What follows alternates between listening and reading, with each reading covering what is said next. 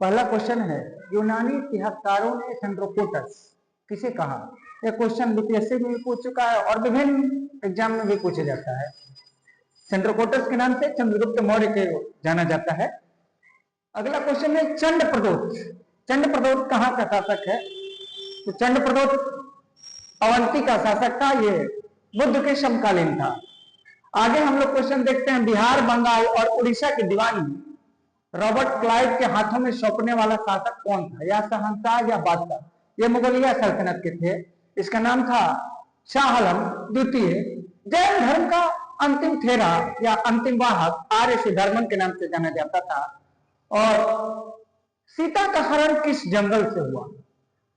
यानी मां सीता को रावण द्वारा कहां से हर कर लंका ले जाया गया? तो ये पंचवटी में थी और पंचवटी से ही सीता का हरण हुआ था।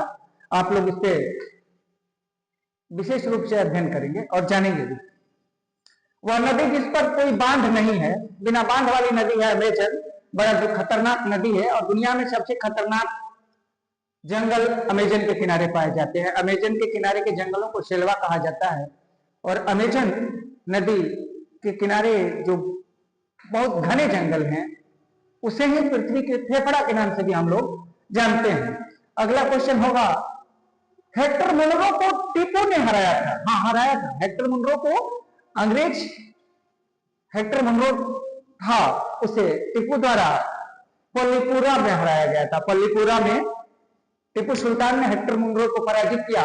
अगला क्वेश्चन है, प्रार्थना याचना और अनुनय बिनने का आरोप कांग्रेस पर किसके द्वारा लगाया गया था?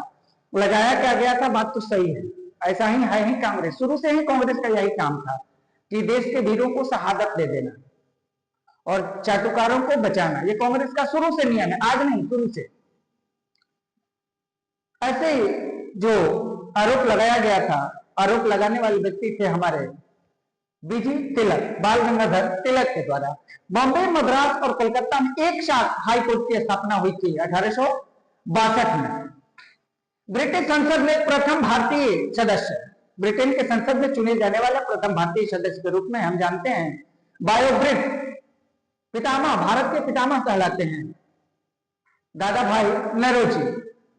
कस्तूरबा एवं महादेव देसाई की समाधि स्थल कहाँ है? ये क्वेश्चन जरा से घुमा फिरा कर आया है। वास्तविकता में ये 1942 की क्रांति से पहले की घटना है।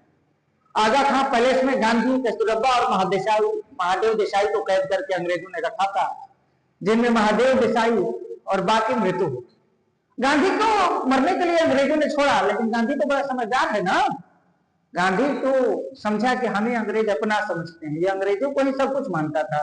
लेकिन जब गांधी को लगा कि वो ये तो हमें ही समाप्त करने के चक्कर में लगे हैं, मेरी पत्नी चली गई, सचिव चला गया, अब लगता है मेरा नंबर है, तो गांधी ने सारे अपने हथकंडे फेंक दिए और लास्ट में फिर चला आया कृष्ण के शरण में और कहता है करो या मरो।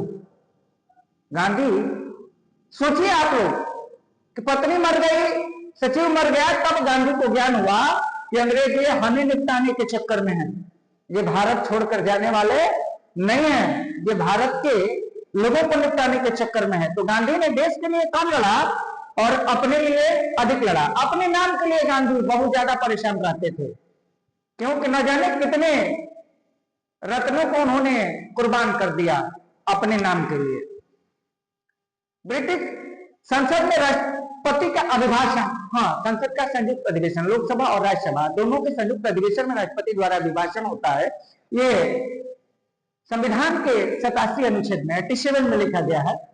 संविधान की अवशिष्ट शक्तियां केंद्र के पास दी गई है। वैसी शक्तियां जिसका संविधान में वर्णन नहीं है, उन शक्तियों का उपयोग केंद्र सरकार करती है। इसे अनुच्छेद 248 में वर्णित किया गया है। संचित निधि यानी वैसा धन जिसे सरकार द्वारा संचित करके रखा गया भारत सरकार द्वारा, उसकी निकासी के लिए संसद का अनुमोदन होना आवश्यक है। यानी संसद चाहे तो संचित निधि से धन निकाला जा सकता है, यानी बिना संसद की अनुमति के संचित निधि से कोई धन का निकासी नहीं किया जा सकता है।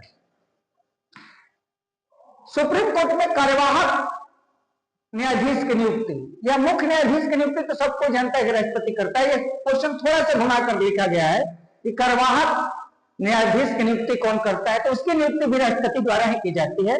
इसे आप लोग क्लियर करेंगे।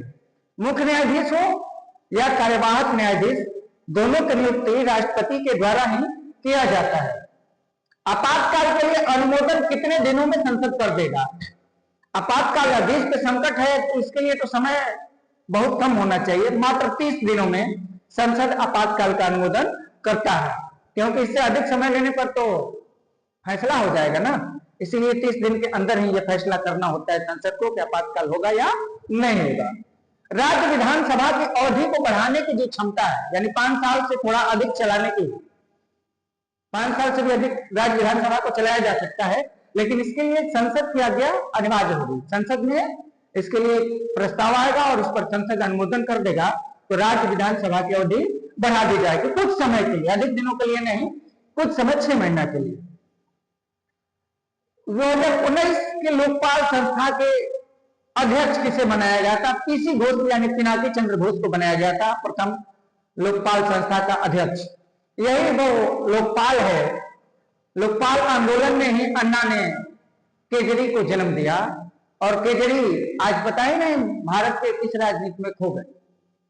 आंधी की तरह आए और बड़ेल की तरह उड़ गए। यानी राजनीति में जितनी जल्दी उठान होती है उतना ही जल्दी पतन। राजनीति का तो यही खेल है भाई, आना और जाना समझ में ही नहीं आया केजरी कब आए और कब चले गए। अन्ना के आंदोलन को हाईजेक करके केजरीवाल ने खुद दिल्ली को प्रधानमंत्री बना दिया, लेकिन दिल्ली की जनता ने उनके तिकड़म को समझ लिया कि ये झूठ आदमी है। कोई भी काम हो तो सीधे केंद्र सरकार पे दोष मर दे, एलजी पे दोष मर दे, अपने को तो एकदम बात साफ हमेशा कहता था। एक न एक दिन जनता ने उसे कुर्सी से उतार कर बड़े बेआबरू होकर दिल्ली से गया अन्ना का चेला। अन्ना ने उसे अपना शिष्य मानने से इनकार कर दिया था। तो जान लीजिएगा केजरीवाल अन्ना के लोकपाल आंदोलन के उपज थे।